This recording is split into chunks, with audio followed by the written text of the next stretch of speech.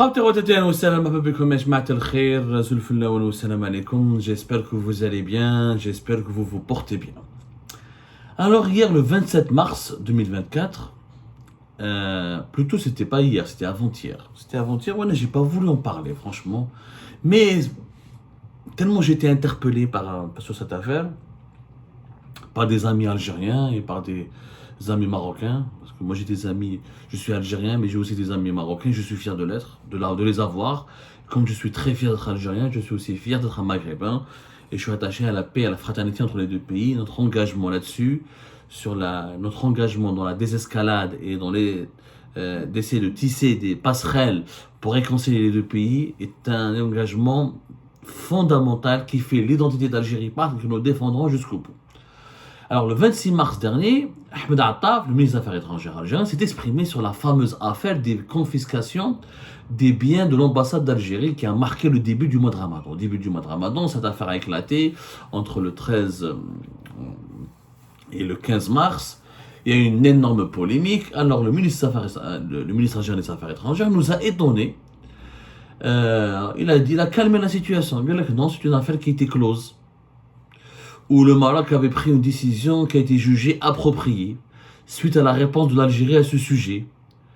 Un discours totalement différent et radicalement différent du discours habituellement radical, violent, brutal à l'encontre du Maroc. Alors que, je vous rappelle que dans cette affaire, le ministère des Affaires étrangères avait adopté une attitude extrêmement violente dans un communiqué où il parle de provocation, qui va répondre à ces provocations par tous les moyens appropriés. Voilà,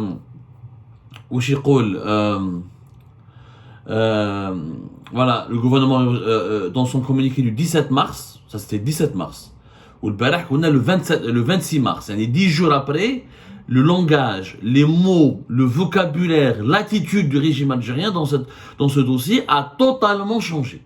Le 17 mars, le projet de la confiscation des biens de l'ambassade algérienne au Maroc a été dénoncé, condamné dans des termes les plus forts. L'Algérie répondra à ces provocations par tous les moyens légaux.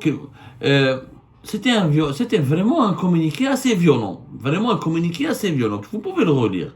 Le 26, l'affaire est close. Le Maroc a répondu de la manière la plus appropriée. La souveraineté de l'Algérie, elle est entre des bonnes mains. Nous n'avons pas de problème. C'est bon. L'affaire, elle est close. Mais close comment alors que 9 jours plus tard, le communiqué de la diplomatie algérienne, de ce même ministère dirigé par M. Ahmed Attaf, disait que le Royaume du Maroc s'est engagé dans une nouvelle phase escalatoire dans ses comportements provocateurs à l'égard de l'Algérie. L'Algérie dénonçait une violation inqualifiable du respect et du devoir de protection à l'égard de ses représentations diplomatiques des États souverains qu'on sanctuarise tant le droit que la coutume internationale. C'était 17 mars. 9 jours plus tard, même pas 10 jours plus tard, le 26 mars, non, l'affaire elle est close, le Maroc il a répondu de manière appropriée, et c'est bon. Dossier, voilà. En réalité, cette affaire témoigne et révèle l'incroyable amateurisme du dirigeant actuel. L'incroyable amateurisme. L'affaire elle est close, pourquoi? Parce que le Maroc n'a pas réagi officiellement. Il n'y a pas eu de réaction officielle, il y a eu juste une réaction officieuse. 2 jours plus tard, l'année 19 mars à peu près, des sources marocaines diplomatiques autorisées ont parlé à l'AFP et à une agence de presse espagnole, l'agence de presse gouvernementale espagnole et l'agence de presse publique française, l'AFP, pour dire que voilà, le Maroc ne veut pas de l'escalade, qu'il a respecté ses engagements internationaux et qu'il était en contact permanent avec les autorités algériennes et que l'Algérie était au courant de ce dossier, etc. Les autorités algériennes et les médias algériens continuent d'attaquer le Maroc. C'est à ce moment-là que les autorités marocaines ont fait fuiter ces fameux documents que nous avons publiés nous-mêmes juste après. C'était dans la vidéo, vous pouvez la revoir. C'était le 21 ou le 22 mars. Même pas, c'était le 19 mars. nous avons révélé, nous avons nous-mêmes publié ces deux fameux documents qui datent de 2002, qui démontrent que c'est l'Algérie qui a commencé la première fois, c'est l'Algérie qui a lancé la première, une opération d'expropriation d'un bien occupé par l'ambassade du Maroc à Alger. C'était la résidence privée de l'ambassadeur marocain.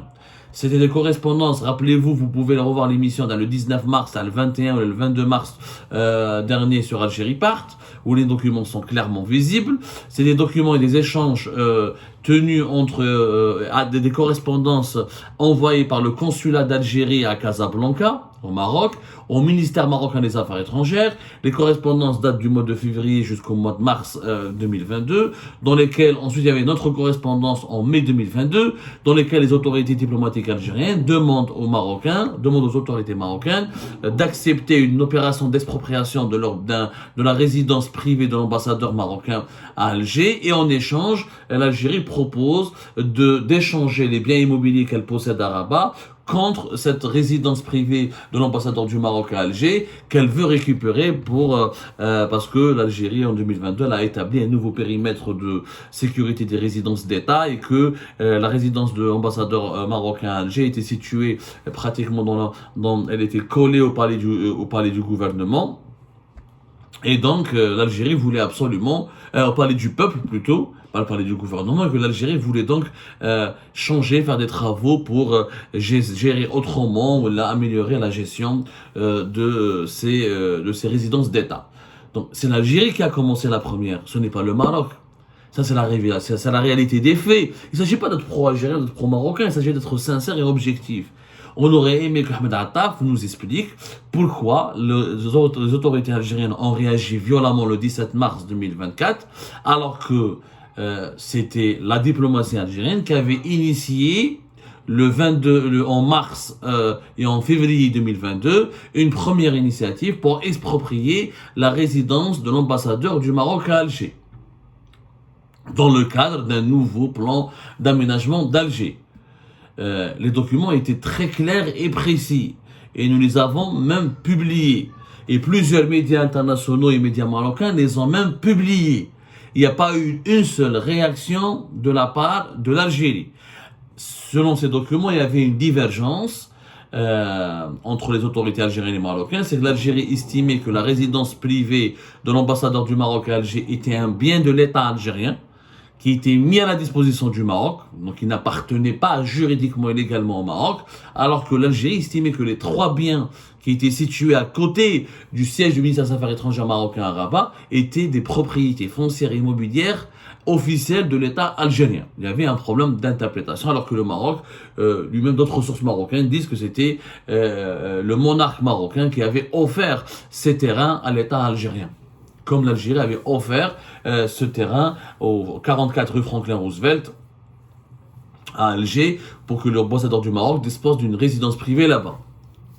Donc il y avait des problèmes d'interprétation, il y avait des divergences qui auraient pu être réglées dans le cadre du canal diplomatique, dans les négociations et des pourparlers. D'ailleurs, le consulat d'Algérie à Casablanca avait, dans ses correspondances, il était très respectueux, très professionnel. Franchement, c'était une affaire qui était gérée le plus normalement du monde. Il n'y avait pas de problème. Soudainement, l'Algérie, le 17 mars, a déclenché une crise. Parce que dans le bulletin officiel des annonces sur le journal officiel marocain, on annonce une opération d'expropriation des 3 biens immobiliers et fonciers de l'État algérien. Sauf que les autorités algériennes étaient au courant depuis 2022 que le Maroc allait récupérer des biens à Rabat, et que l'Algérie, devait récupérer des biens à Alger. Donc il y avait des négociations. Dès le départ, depuis 2022, les documents sont clairs. On ne peut pas nier, on ne peut pas les cacher. Et ce sont des documents écrits, encore une fois, et rédigés par l'ambassade d'Algérie, par le consulat d'Algérie, par le consulat d'Algérie à Casablanca. ما نقدروش نقولوا باللي y avait un secret ou la malabalish ou personne ne peut nier ça. En réalité, Ahmed Attaf, ses services ont réagi très violemment parce qu'il n'était certainement pas informé qu'à l'époque de l'Amamra, parce que longtemps l'Amamra c'était lui qui était l'ancien ministre des Affaires étrangères, au niveau du consulat général d'Algérie à Casablanca, des contacts officiels avaient été entamés avec les autorités marocaines pour traiter ce dossier des biens immobiliers.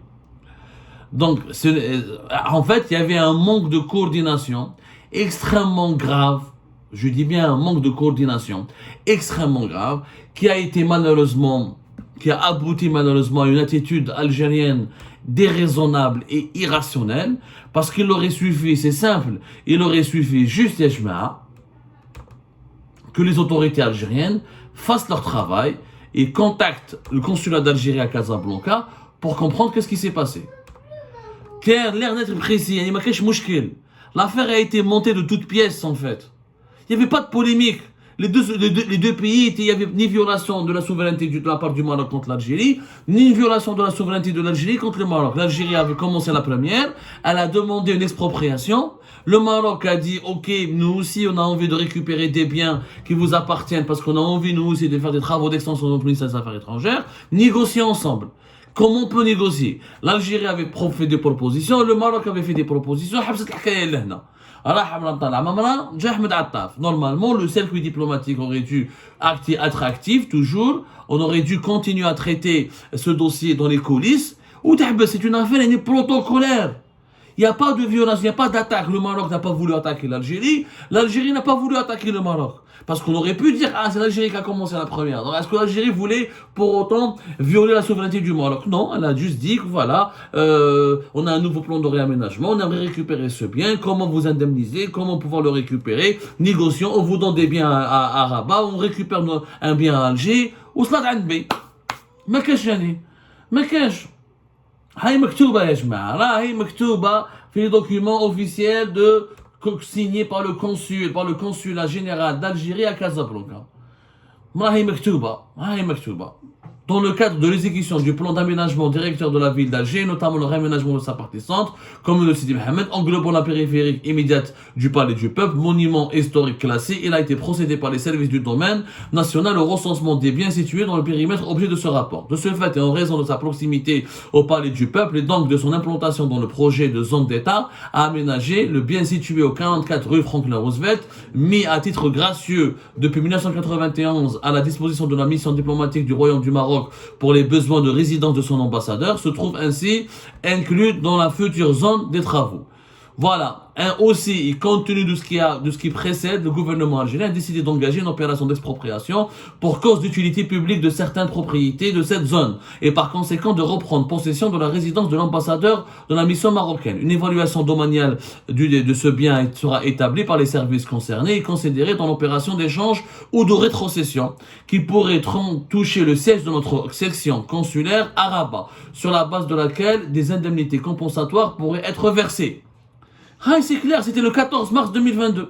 Le dernier échange, le 14 mars 2022, entre le consulat général de l'Algérie à Casablanca et le ministère, et la direction du protocole du ministère marocain des Affaires étrangères de la coopération africaine. Donc il n'y avait pas de problème. Les échanges étaient cordiaux, étaient respectables et étaient respectueux. Donc il n'y avait pas de crise. En réalité, comme il y a le Ahmed Attaf, il a été incompétent dans cette affaire.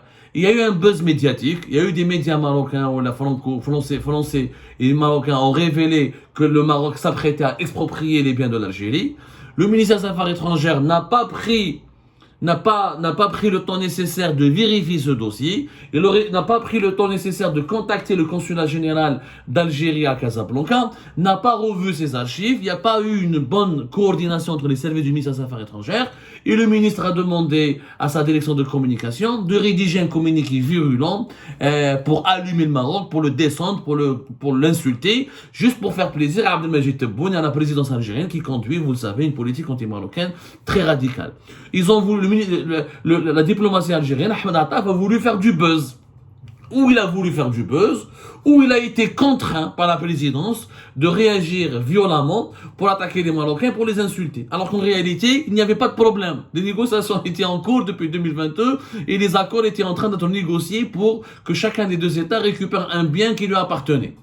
ou là pour qu'il soit indemnisé, ou là pour qu'il puisse récupérer ou la céder à son bien sans qu'il soit lésé. Il n'y avait pas de crise. On a provoqué une crise dans laquelle l'Algérie est sortie ridiculisée, discréditée. En réalité, tout prétexte pour insulter le Maroc, ou là pour l'attaquer, ou là pour le violenter, ou là pour le brusquer, ou là pour le brutaliser, est utilisé par le régime algérien.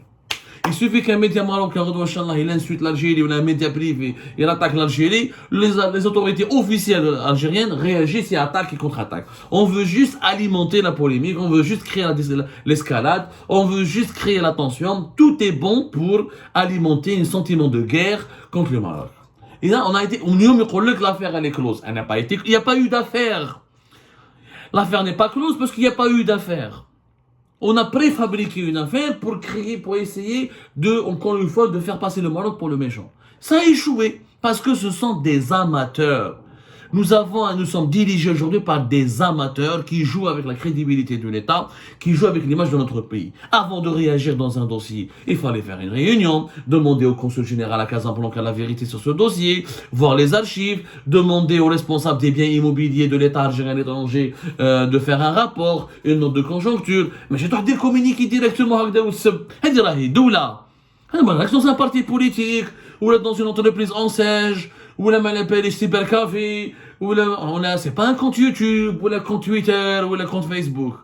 C'est l'amateurisme consternant des dirigeants algériens aujourd'hui qui a été révélé dans sa splendeur par cette affaire des biens immobiliers de l'État algérien au Maroc. C'est consternant. Est-ce que les dirigeants algériens vont tirer la leçon? Je n'en suis pas sûr.